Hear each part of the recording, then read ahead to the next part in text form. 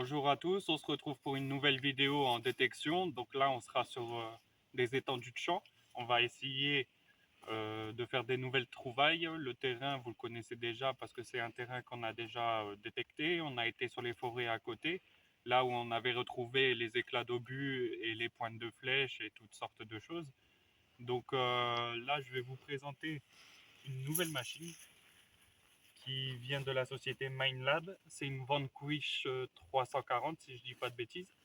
Et du coup, elle m'a été prêtée par un partenaire en détection pour la tester, découvrir aussi ses fonctionnalités, puis voir aussi la différence par rapport à mon Quest X5. Donc, je vais vous la présenter vite fait, hein. La poêle, elle est beaucoup plus grande que ce que j'ai moi sur le X5.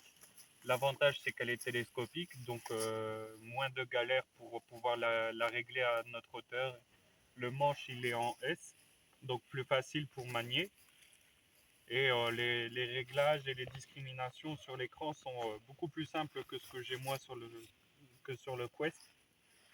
Donc là, le manche réglable, l'écran avec les différents types de discrimination, le power on, le volume, la sensibilité et les différents types de discrimination. Et c'est aussi une machine en marche de pile.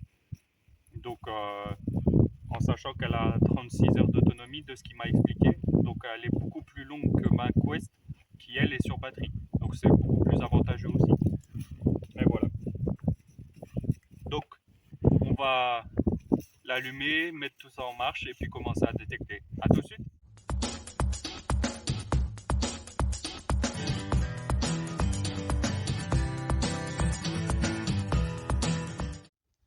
Alors là, on vient de faire notre premier objet qui est plutôt drôle en fait, parce que c'est la première fois que j'ai un objet de cette forme, exactement cette forme. Et sa particularité, c'est que d'un côté, elle a une surface très lisse, ça a l'air très très fin, mais de l'autre côté, il y a quatre poinçons, ou quatre attaches en fait. Donc il y avait quelque chose qui était placé là, à cet endroit-là. Mais de cette forme-là, elle est plutôt bizarre. Sur le coup, je pensais à une pointe de lance ou un outil ou quelque chose de ce genre. Sûrement une attache de pochette ou je sais pas trop quoi. Sûrement une sangle ou un harnais, quelque chose de ce genre. Donc il est plutôt sympa. Si vous avez des idées, n'hésitez pas à le mettre en commentaire comme d'habitude. Depuis tout à l'heure qu'on est en train de détecter, il y a beaucoup de traces de sanglier du fait qu'on est en pleine prairie. Et il n'y a même pas 10 secondes, un gros sanglier qui vient de passer juste à côté de nous. Mais genre à 200 mètres à tout casser. Ouais. Regarde le chien. Donc Regarde le chien. on va faire quand même attention, surtout que le chien là il le sent, il y a la traque là, il y a l'affût. On va faire super attention. Parce que c'est beaucoup de traces de sanglier, il y a des arbres qui ont été, je sais pas comment on dit, écorcés, épluchés. Écourse. Je sais pas. Mais on va faire attention de ne pas se faire charger. Allez, on continue. Alors là, on va faire la restauration des trouvailles qu'on a faites hier. Donc il y a la sorte de pointe un peu mystérieuse. Je pense qu'elle va nous attirer plus d'informations lors de son nettoyage. Là, on a, je ne sais pas si vous allez bien le voir, mais une sorte de scie égoïne, on dirait. Elle est en deux parties. On a trouvé un morceau, donc cette partie-là d'un côté et l'autre partie qui est la lame. On le voit avec les petites dents. Et j'ai entre guillemets assemblé les deux. Il y a un crochet qu'on avait trouvé sur une autre détection. Et ce petit machin mystérieux que j'avais envie de nettoyer pour vraiment savoir ce que c'est, parce que c'est tout boueux. Je les ai pas montrés sur la vidéo en soi de détection, parce que bah, le temps s'y prêtait pas. On a fait vraiment vite. Puis on n'a pas trouvé grand-chose, hein. À force de passer sur les mêmes terrains, on trouve moins en moins d'objets. Et comme il y avait les sangliers qui tournaient, on a évité de prendre des risques. Donc on va faire le nettoyage et on va voir ce qu'on peut apprendre de plus. Alors voilà ce qui en est du crochet. On voit qu'il est bouffé par la corrosion. À mon avis, c'était un crochet qui était utilisé par les bûcherons ou autre, une attache pour tirer les troncs. pour relier les chaînes. Mais bon, il a pris cher dans le temps. Il était sûrement abandonné là depuis un bon bout de temps.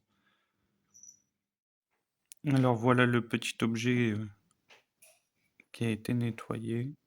Personnellement, ça me dit rien du tout. Peu importe le sens dont on le met, je sais pas trop ce que c'est. Mais c'est la forme en fait des vagues qu'il y a là, juste là. C'est assez drôle. Je dirais comme une clinche ou une poignée de porte ou quelque chose comme ça. On voit qu'il y avait quelque chose qui était emboîté en fait dans ce côté-là. Donc c'est assez drôle en fait, ça attire la curiosité. Alors voilà pour la lame de scie, qui pour moi est une scie Egoin. On voit clairement qu'elle s'est emboîtée et puis qu'il manque une partie. On voit bien les dents et on voit bien que ça se rejoint quoi. Il y a la même forme pour le dessus et le dessous. Donc cette partie-là, c'était celle qui était reliée aux manches. Elle est vachement sympa. Alors voici l'objet assez intrigant. Pour moi, je partirais sur une pointe de lance, mais j'ai plutôt un doute. Parce qu'il y a quand même des petites attaches ou des petites pointes. Mais c'est vachement plat, on dirait un peu tranchant, bien pointu. Mais c'est ces petites attaches sur les côtés qui sont assez intrigants. Donc sur ce, j'aimerais pas mal d'avis en commentaire pour avoir une idée de l'objet. Et c'est vachement volumineux quand même, assez léger, maniable. Donc n'hésitez pas à mettre en commentaire si vous avez des idées par rapport à l'objet.